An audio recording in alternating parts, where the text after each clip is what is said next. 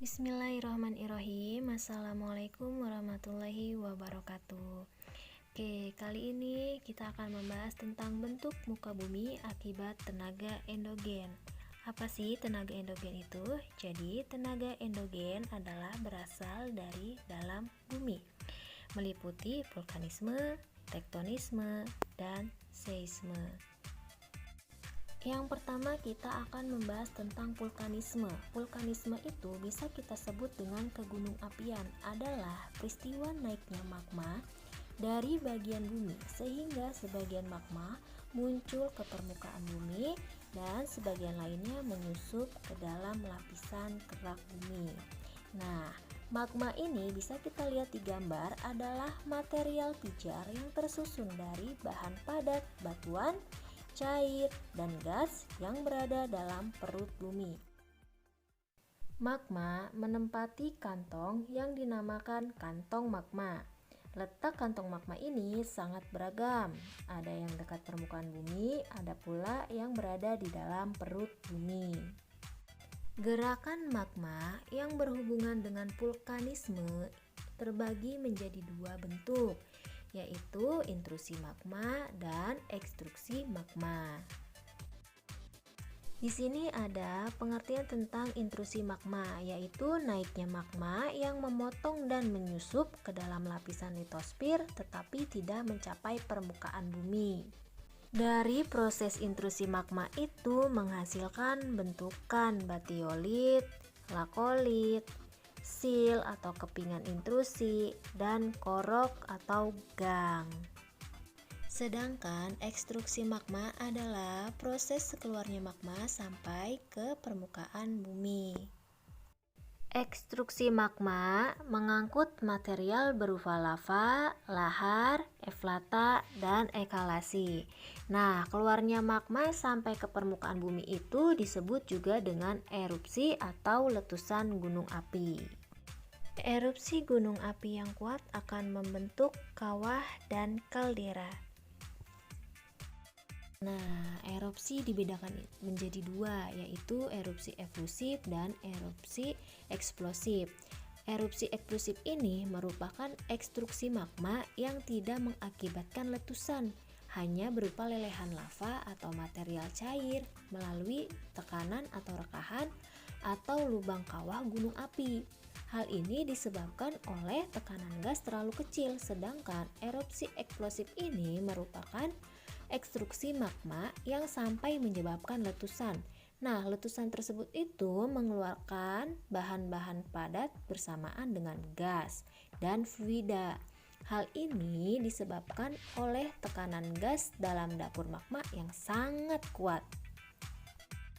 Nah, kita juga akan membahas tentang tipe gunung api. Yang pertama adalah tipe perisai. Nah, bentuknya ini seperti perisai dan membentuk lereng landai. Tipe letusannya berupa lelehan karena lava bersifat encer serta dipengaruhi oleh lereng yang landai. Banyak dijumpai di Pulau Hawaii. Yang kedua ini adalah tipe kerucut atau bisa disebut dengan starto. Bentuknya itu kerucut, lerengnya curam yang terdiri dari bermacam-macam batuan. Nah, erupsi efusif dan erupsi eksplosif ini terjadi secara bergantian. Gunung api di Indonesia banyak yang bertipe kerucut karena di Indonesia tersendiri itu dikelilingi oleh ring of fire atau cincin api. Makanya di Indonesia banyak gunung-gunung api. Sedangkan tipe gunung api yang ketiga itu adalah tipe mar. Bentuknya itu lereng yang cukup landai dan memiliki kawah seperti mangkuk. Kawahnya berbentuk karena pernah terjadi erupsi eksplosif. Lava bersifat kental dan kandungan gasnya tidak terlalu banyak. Tipe mar ini banyak ditemui di pegunungan di kawasan Eropa. Tenaga endogen yang kedua adalah tektonisme. Tektonisme adalah proses gerakan pada kerak bumi yang mengakibatkan terjadinya perubahan letak, dislokasi atau bentuk deformasi yang menimbulkan lekukan, lipatan, rekahan, dan patahan pada kerak bumi. Kerak bumi pun memiliki ketebalan yang relatif tipis jika dibandingkan dengan lapisan lainnya, sehingga mudah pecah menjadi potongan-potongan kerak bumi yang tidak beraturan yang disebut sebagai lempeng tektonik. Gerak tektonik dibedakan menjadi dua, yaitu gerak orogenesis dan gerak epirogenesis. Gerak orogenesis adalah gerak kerak bumi dengan arah vertikal maupun horizontal dengan waktu yang relatif cepat dan meliputi wilayah yang sempit. Nah, tekanan vertikal dan horizontal ini serta tarikan pada kerak bumi itu menyebabkan terjadinya dislokasi atau berpindahnya lapisan kulit bumi yang menghasilkan lipatan dan patahan. Lipatan merupakan bagian tektonisme. Lipatan terbentuk karena elastisitas atau kelenturan dari batuan yang meliputi akibat dari tenaga endogen yang menekannya, baik secara horizontal maupun secara vertikal, sehingga tidak membuat batuan itu patah. Coba perhatikan gambar di video ini. Bagian lipatan yang menurun disebut dengan sinkline, sedangkan bagian yang lipatan meninggi disebut dengan antikline. Nah, hasil dari lipatan ini biasanya akan membentuk relief permukaan bumi berupa pegunungan. Selanjutnya adalah patahan atau bisa disebut dengan sesar. Adalah bentuk lapisan bumi yang diakibatkan oleh tekanan horizontal dan tekanan vertikal sehingga lapisan kerak bumi menjadi patah dan retak. Sesar dapat dibedakan menjadi horst, tanah naik, dan graben, tanah turun. Nah, horst ini bagian dari patahan yang mengalami pengangkatan lebih tinggi daripada daerah sekitarnya. Bisa lihat di gambar tersebut. Sedangkan graben adalah tanah turun, bagian dari patahan yang posisinya lebih rendah dibandingkan daerah sekitarnya. Dan yang kedua adalah gerak epirogenesis, gerak kerak bumi yang berlangsung dalam waktu yang lama, geraknya lambat dan meliputi daerah yang luas. Nah, epirogenesis ini dibedakan menjadi dua. Yang pertama adalah epirogenesis positif dan epirogenesis negatif. Bisa dilihat di sini ada gambarnya tentang epirogenesis negatif. Nah, gerak naiknya daratan sehingga permukaan air laut itu seakan-akan turun. Dengan demikian, daratan menjadi semakin luas. Sedangkan coba lihat gambar epirogenesis positif. Perhatikan ya, gerak turunnya daratan itu sehingga permukaan air laut seakan-akan menjadi naik. Akibatnya sebagian daratan itu tergenang air sehingga kelihatannya semakin menyempit. Nah, dari pergerakan lempeng itu menimbulkan interaksi antara batas lempeng berdasarkan interaksi-interaksinya.